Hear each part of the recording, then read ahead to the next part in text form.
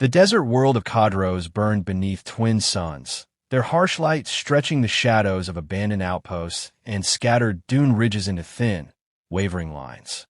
Sergeant Elias Rourke stepped from the transport ramp with the slow, deliberate movements of a man who had crossed a lifetime of battlefields. Sand hissed against his boots as he surveyed the horizon, the grit clinging to the cracks in his weathered armor. Younger soldiers hurried around him, their polished energy rifles glinting, their voices clipped with tension, but Rourke absorbed the chaos with a steady calm. He had seen storms like this before, different skies, different enemies, same fear. A trio of alien officers waited nearby, their smooth, translucent skin shifting color to show irritation. The tallest, a Draxian named Kelith, folded her long fingers as she regarded Rourke with barely concealed skepticism. "Human specialist," she said, her tonal implants giving her voice a crystalline sharpness. "Your presence is recorded, though I fail to see how a relic infantryman advances our readiness. Our tactical systems show no need for primitive methodologies." Rourke met her gaze without flinching. "Your tactical systems ever fought in dunes?" he asked. "Sand doesn't care about your calibrations. Neither do the things burrowing under it." Kelith's skin darkened in annoyance, but she offered no rebuttal. Rourke noted the tension rippling through the assembled squads. Rumors of the Draxian Burrowers, armored monstrosities capable of tunneling beneath fortifications, had swept through the Concord ranks faster than official briefings could keep up.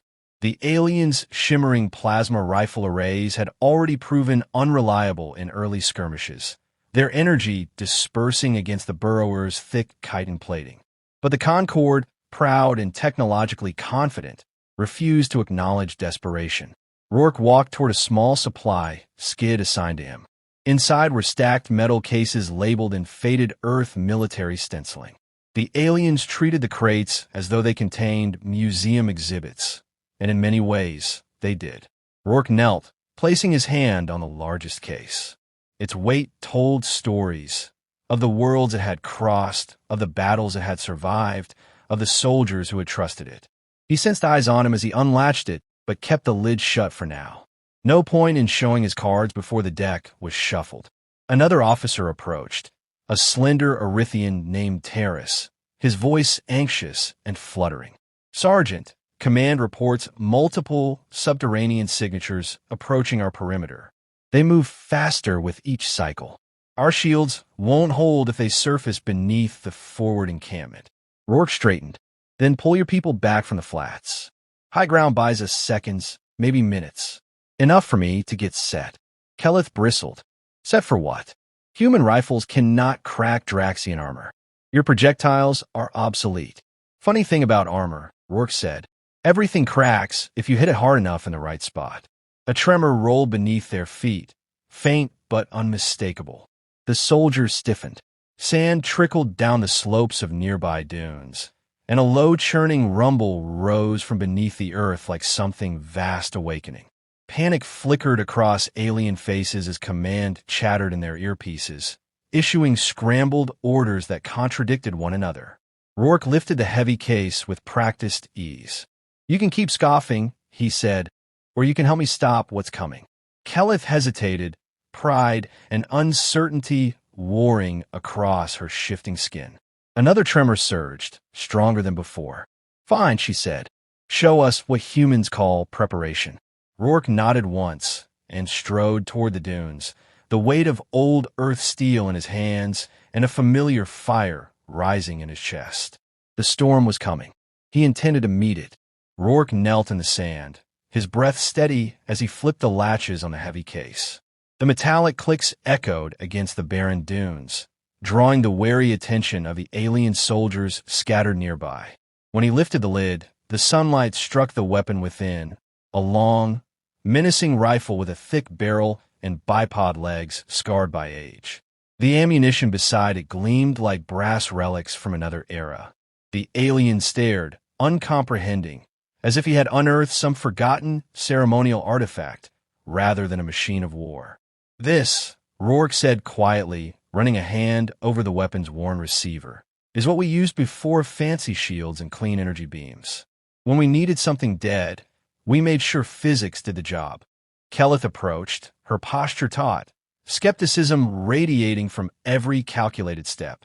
You intend to fight the Burrowers with that? A combustion relic? Its output can't compare to a phase cannon. Rourke looked up at her, squinting against the glare. Phase cannons scatter energy across armor plating. This puts all its anger in one place. He held up a cartridge the size of her slender hand. A solid slug traveling fast enough to turn armor into shrapnel. No circuits, no power cells, just mass and speed. She folded her arms, unimpressed. Barbaric. Effective, he countered. Barbaric keeps you alive when elegance fails. A fresh tremor rolled beneath them, scattering the sand around his knees. The alien line tightened, panic flickering in their movements as seismic readings blared through comms. Shadows rippled beneath the dunes, vast shapes rising toward the surface. The soldiers raised their sleek rifles, plasma coils whining, but their aim trembled. Rourke set the bipod, sank the rifle's legs deep into the grit, and braced it against his shoulder. Hold fire until they breach, he said evenly. You waste heat otherwise. Kelleth opened her mouth to protest, but the ground erupted before she could speak. A Draxian burst upward in a storm of dust and stone. Towering, plated in rough natural armor, its many eyes glittering with cold hunger. The first volley of plasma lit the air, sizzling harmlessly against its hide. The creature shrieked and lunged forward, unharmed. Rourke exhaled slowly, aligned the sights, and squeezed the trigger. The detonation cracked the desert like thunder. The recoil drove into his shoulder with brutal familiarity, sand exploding around him.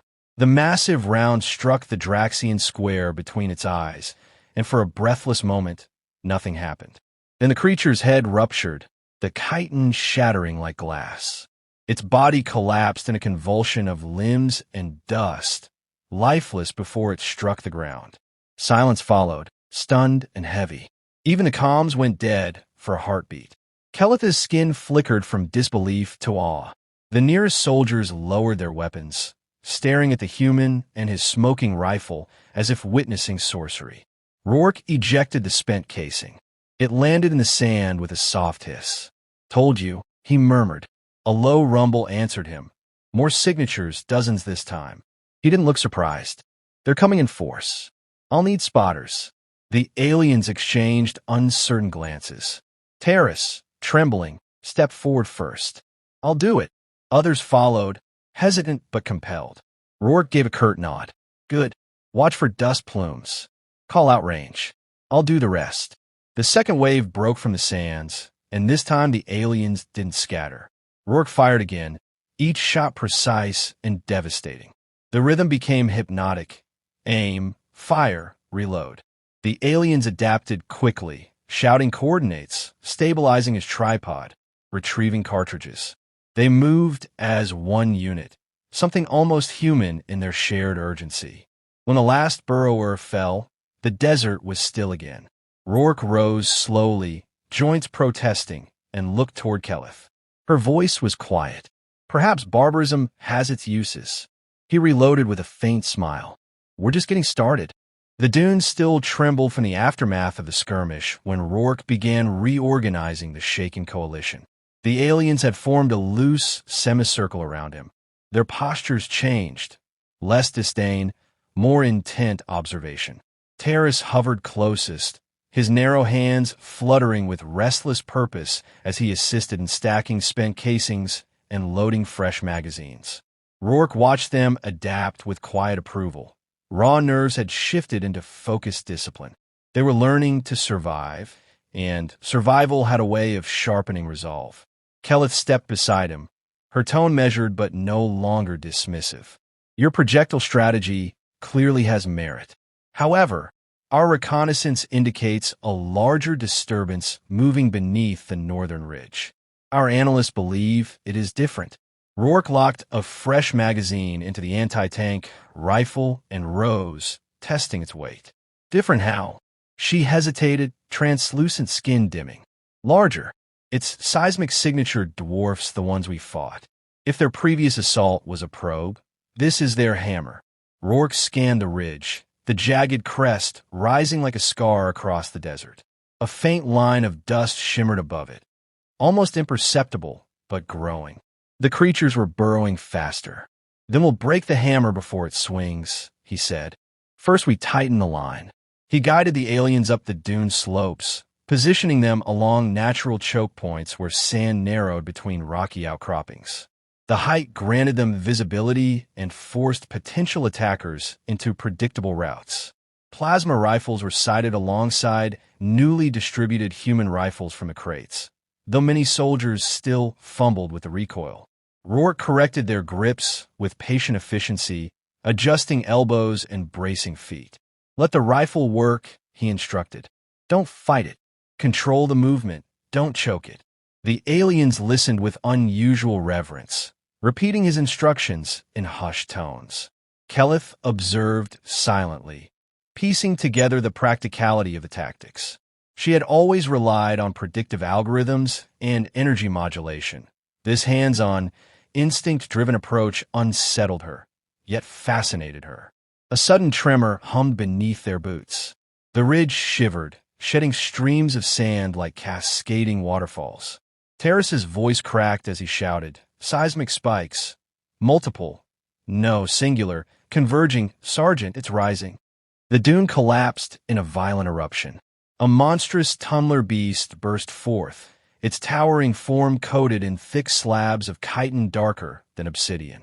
Its limbs churned with unnatural speed despite its size, claws cracking stones as if they were brittle shells. The air vibrated with its low, resonant bellow.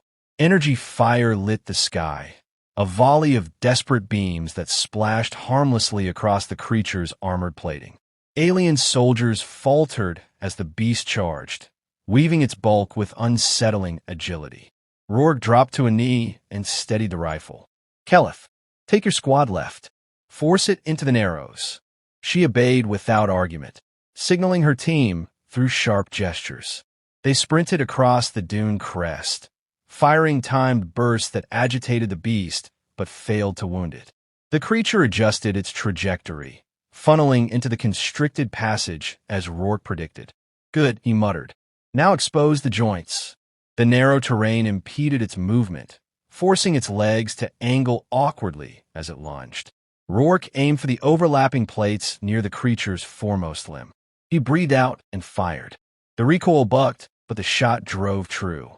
Chitin exploded in a spray of dark fragments, and the beast staggered, screeching. "Again!" Keleth shouted, her voice trembling with adrenaline. Rourke worked the bolt and fired a second round, striking another joint. The creature faltered, its massive body scraping violently against the dune walls as it thrashed in frustration. Alien rifle teams capitalized on its momentary vulnerability, peppering the exposed tissue with coordinated bursts. The tumbler roared, half-crippled but not defeated. It clawed forward, desperate and enraged, dragging its wounded bulk toward their line. Rourke rose and repositioned, reading the creature's movements like a seasoned strategist reading an old battlefield map. "They're adapting," he said quietly. "This one isn't alone. More will follow." Keleth's skin flickered, not with fear but grim understanding. "Then we must adapt as well." Rourke tightened his grip on the rifle. "Good, because the next wave will make this one look small." The wounded tumbler writhed in the sand, its massive limbs clawing trenches as it dragged itself forward, but Rourke was already moving. He slid down the dune with practiced ease, boots cutting controlled arcs as he shouted for the others to reposition. Keleth and her squad responded instantly, no longer questioning his directives. Their movements were sharper now, more cohesive, shaped by the urgency of survival and the strange confidence the old human had inspired.